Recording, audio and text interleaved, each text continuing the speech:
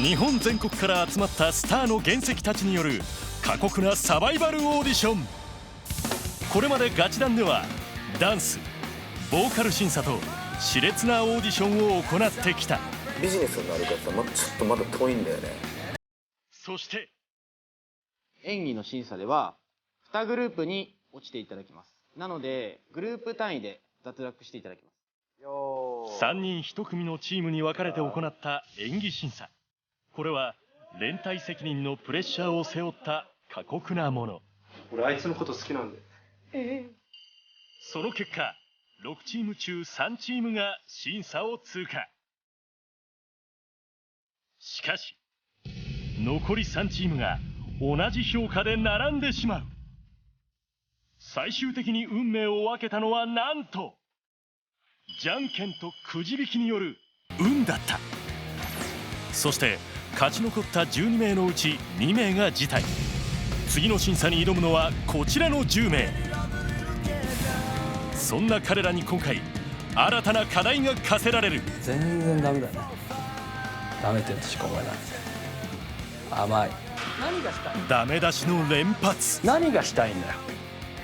そして涙。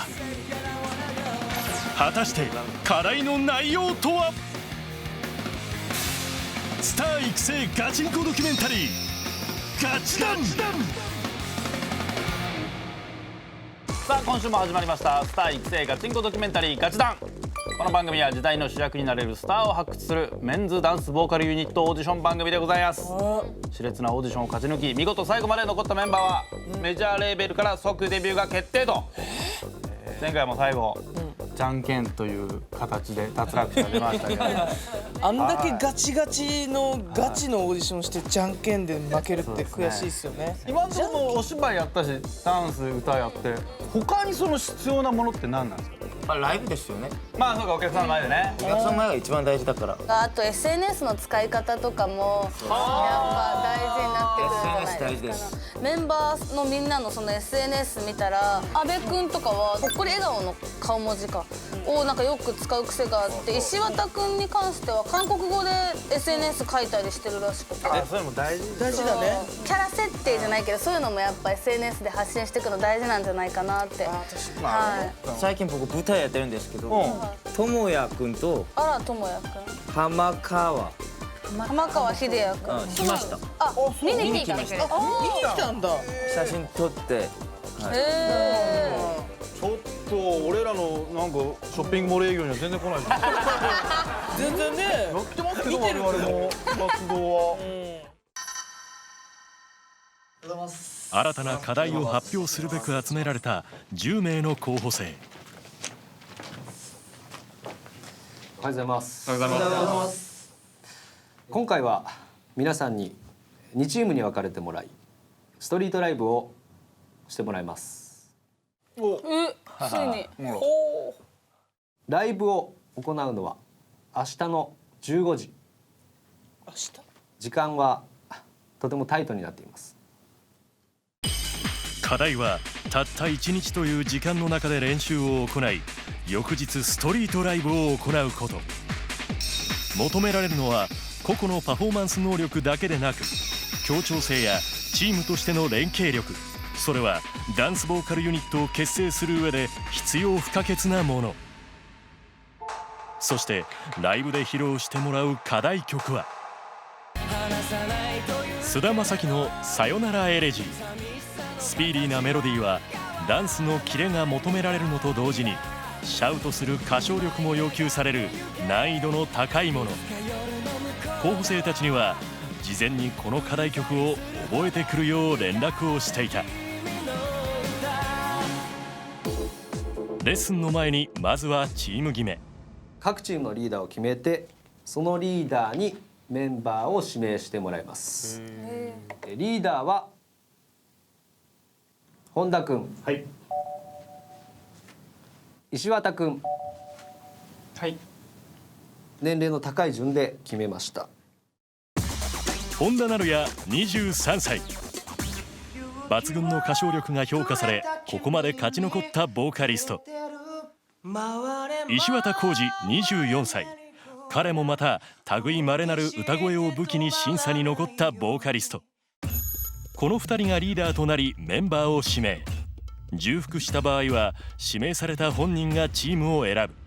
本田君から。本田がまず最初に選んだのは辻一平君で。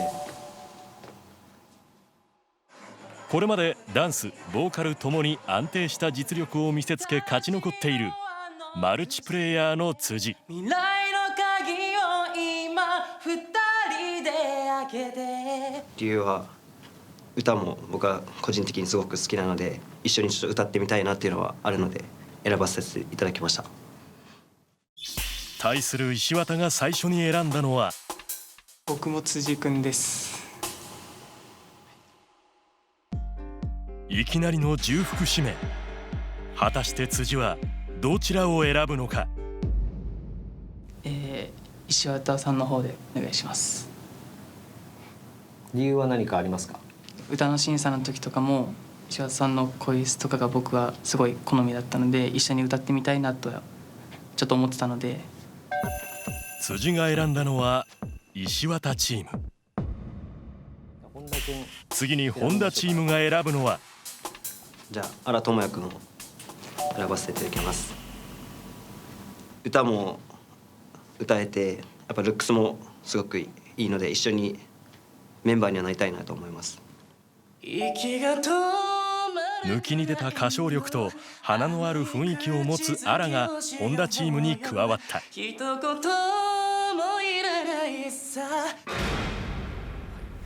次は矢作裕也君を選ばさせていただきます。ダンスの経験が多分この中で一番あると思うので、見せ方だったりをいろいろちょっとやっていただきたいなと思って選ばさせていただきました。では石渡君。かぶってしまうんですけど、矢作君を指名したいです。再びの重複指名。矢作が選ぶのはじゃあ僕は石渡さんのチームに入りたいと思います。石渡さんと辻さんの、声が、自分も個人的に好きで一緒にやっていきたいと思います。またしても選ばれたのは石渡チーム。本田チームが次に選んだのは次は川村海斗君を選ばさせていただきます。候補生の中で最年少17歳の川村。その伸びしろを期待しての選択。こうして2人ずつがチームに加入。両チームが次に選ぶのはマジ表現力で言ったらのどっちかなと。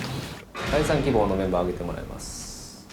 では本田君。次は浜川秀也君を選びたいと思います。以前の合宿審査では一緒のチームで共に過ごして、多分この中で一番絆深いかなと思って選びました。では石渡君。僕は阿部君にお願いしたいです。ムードメーカーというか、やっぱりそのチームの中に必要な部分が多く持ってるなと思ったので、僕はお願いしたいです。これで両チーム3人が加入。残ったのはこの2人。これまで個性的なパフォーマンスで場の空気を変えてきた石川。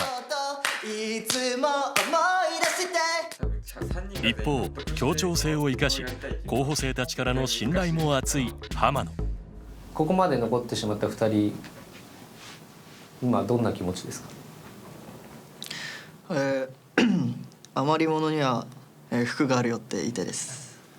結果として俺を選んでもらってよかったって思ってもらえるようなパフォーマンスができるように頑張りたいと思います。結果、本田チームが石川、石渡チームが浜野を選んだ。このチームでストリートライブに臨む。ここからは明日のライブ披露に向けて歌とダンスのレッスン。候補生たちのレッスンのため今回特別に2人の講師を招集。まずは歌のレッスンから。どうぞ。また厳しいんでしょ？ここからはめっちゃ厳しいぞ。歌を教える講師はございます。おはようございます。今井学です。ミュージカル「レ・ミゼラブル」や歌劇「ラ・ボエーム」に出演するなど音楽界の第一線で活躍するバリトン歌手今井学。じゃあ課題曲を歌っていただこうかなと思うんですが、順番別にどうでもいいので我こそはと思う人から歌ってもらえればなと思います。どうぞ。この後歌のレッスンがスタート。しかし全然ダメだね。候補生たちに厳しい現実が突きつけられる。10人まで残ってるから調子乗ってんじゃない？言うね。愛が僕に噛みついて繰り返してほしくて。じゃあ課題曲を歌っていただこうかなと思うんですが、順番別にどうでもいいので我こそはと思う人から歌ってもらえればなと思います。どうぞ。はい。前出て。はい。はじめまして。はじめまして。川村海人君。はい。よし歌ってもらおう。はい。お願いします。自由にどうぞ。僕は今無口な空に吐き出した孤独という名の雲、その雲が雨を降らせて。あれ飛んじゃったの？なんと歌詞が飛んでしまった。なんで覚えられなかった？この短い曲を。すっげえ短い曲だよ。自分もそんなにこの曲詳しく知ってたわけじゃなくて、昨日頑張って書いたり見たりして覚えてたんですけど、ちょっと緊張で歌詞がちょっところどころ飛んでしまって。いやいや緊張で片付けちゃダメでしょ。いやだってそんな絶対緊張するよ。何千人って人を前にしたら緊張しないわけないじゃん。はい、そんなん言ったら明日もうみんな緊張してもう全員飛んでもうなんだよこれって感じで終わっちゃうよ。それでいいの？いや、ダメです。バッキバキだな。ちょっと笑顔で言うあたりが怖いですね。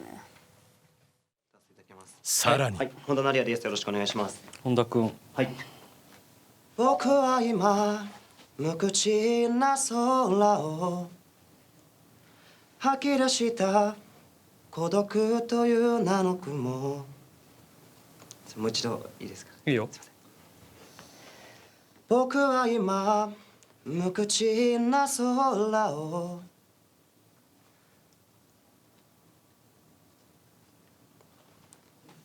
やり直していいですかって言ったらなんでやり直したんだろうね。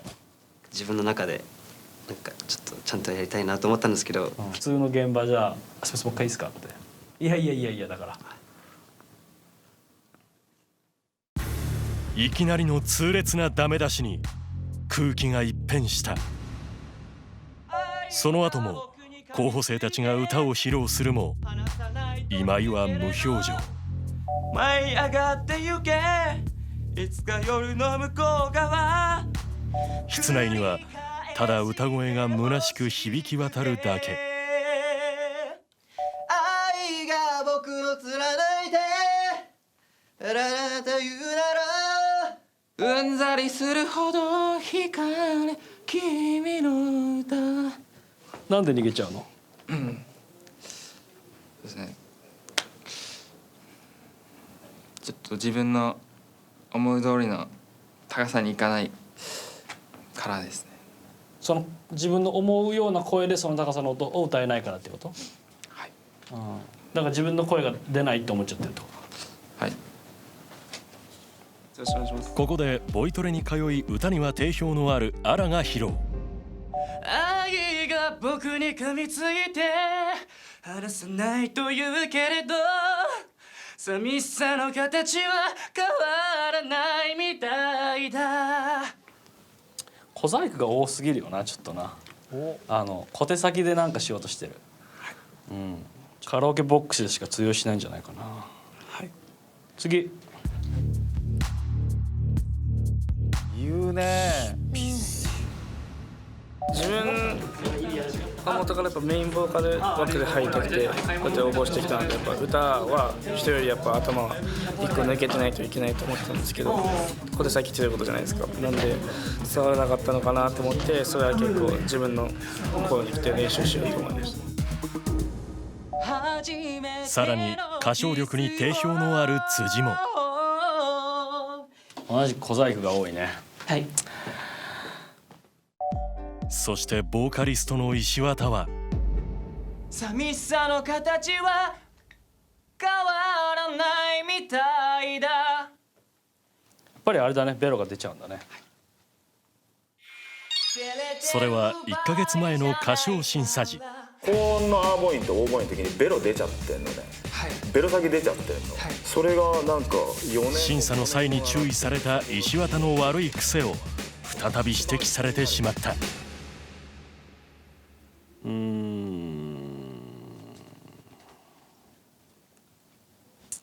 全然ダメだね。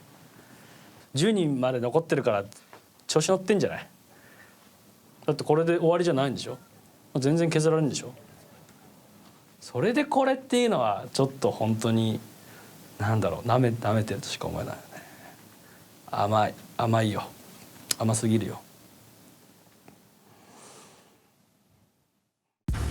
これまで審査を勝ち抜いてきた候補生たちの自信を砕く強烈な一言。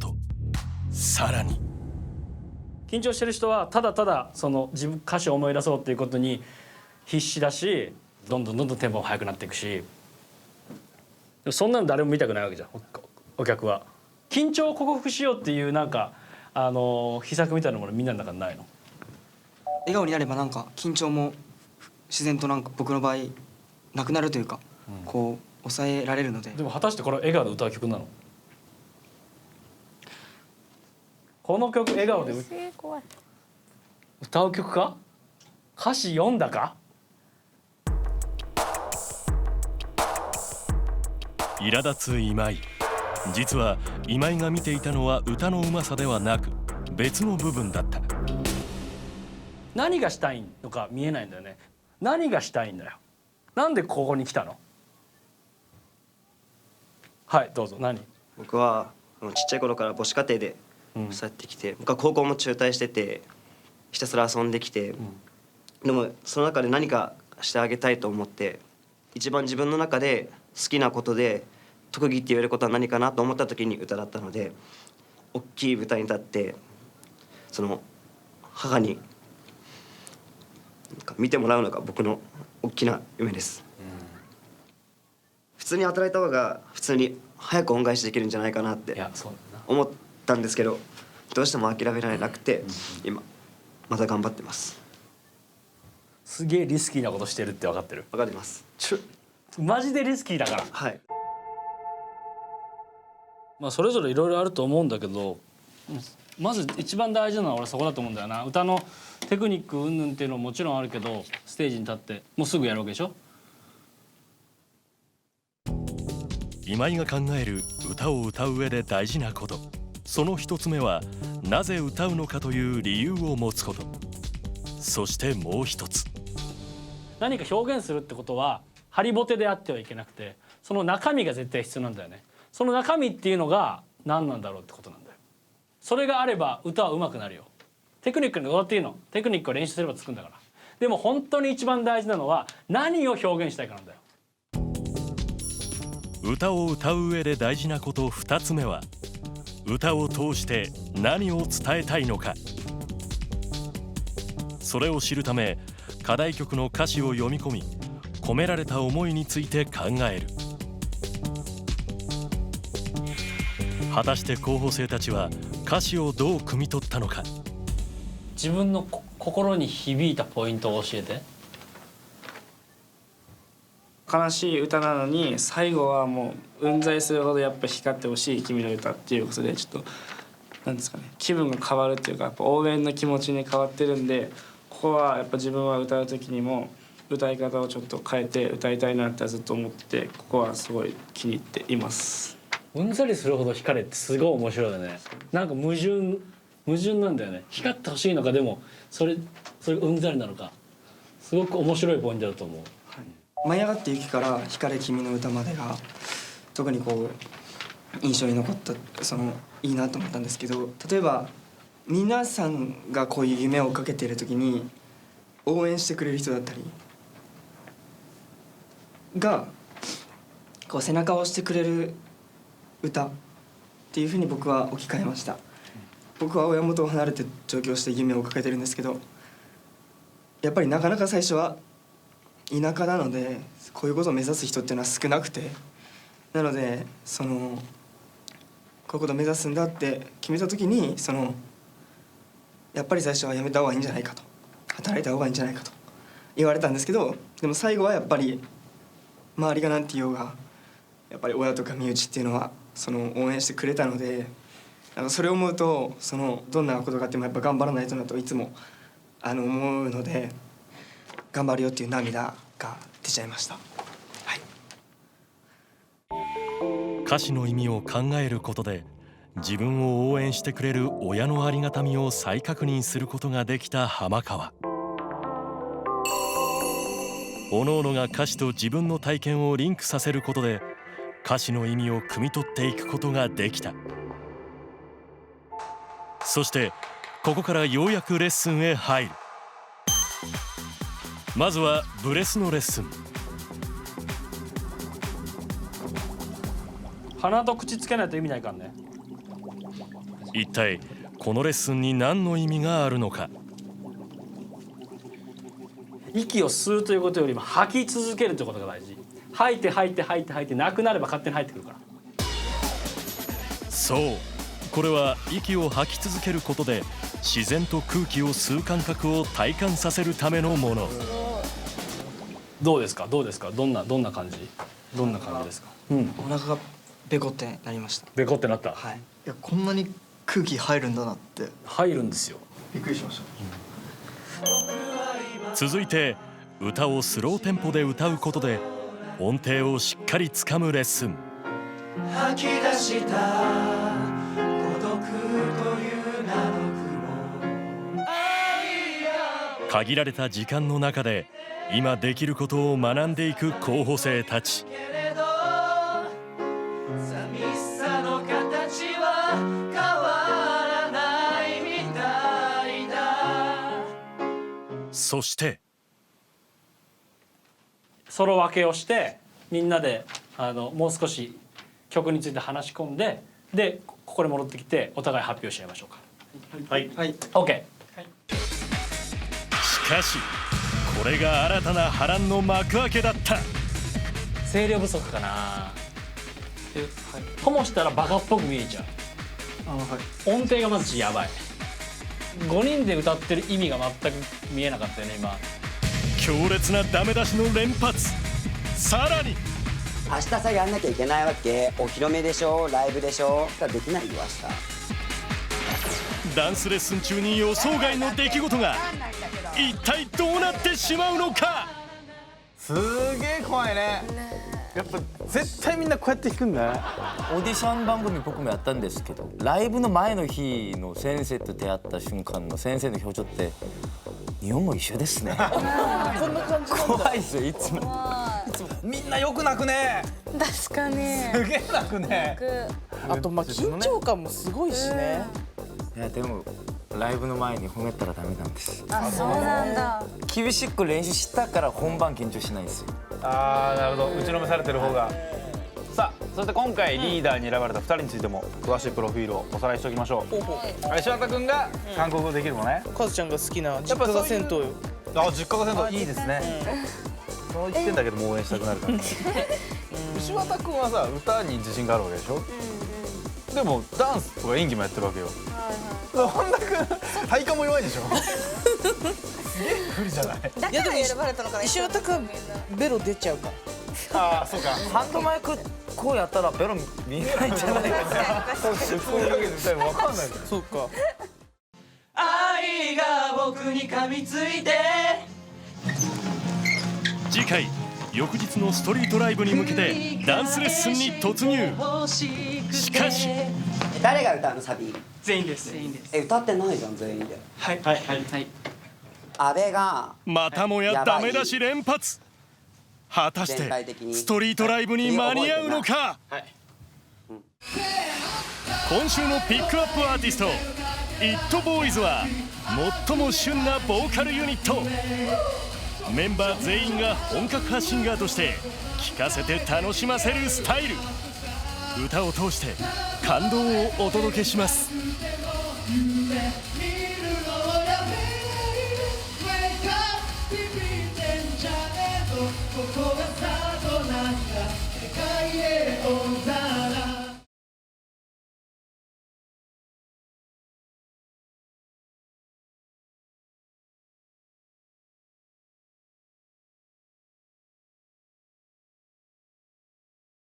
さっきの歌のレッスンどうでした？歌のレッスンは最初にソロで一人一人歌っていく時はもう歌詞とかには結構自信があったんですけど、いざ目の前で歌うってなると全然もう歌えなくて、ちょっとそれがすごく悔しすぎて、あーもうちょっとできるのになって思ってたんですけど、もう片方のチームの歌を聴いた時どう思いました？ちょっと生意気なんですけど、あ、これは勝ってるなって、別に勝負とかじゃないと思うんですけど、その比べたら僕たちの方が勝ってるかなっては思いました。はい。現状ではじゃあ勝ってると。はい。これがちょっとダンスも入るんで、そこからまたちょっとみんなでどれだけできるかがちょっと、はい。歌の審査どうでした？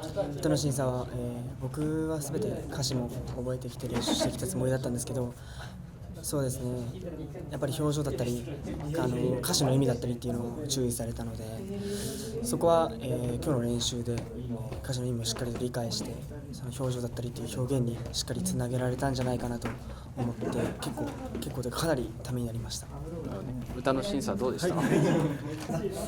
歌の審査とっても緊張しました。はい、自分の手応えとしては？手応えないですね。声は出てたとは思うんですけど、ちょっとそれ以外のところが練習まだまだ全然甘かったなって痛感してます。はい、どうでした歌の審査は？そうですね、みんな上手くてちょっとびっくりしてます。自分的にはどうでした？自分の出来的にはいいところもあったんですけど、やっぱりちょっと音自分の音域で出せないところがあったんで、音域高くなりたいなと思います。自分のまだ自信がないので、自信をつけれるように頑張りたいです。なるほど。さっきのやってみてどうでした？自分の歌の下手なさは分かってたんですけど、こんなに下手かっていうのを改めて実感したので、これからもっと頑張らないといけないなと思います。なるほどね。はい、具体的にどこが反省点とかあります？先生にも友達にも、自分の声で歌えてないっていうのを言われてたので、そこは先生に指導もしていただいたので、毎日練習して、明日はあるんですけど、野外ライブ、それだけじゃなくて今後のことも考えて毎日ちゃんとやっていこうかなと思ってます。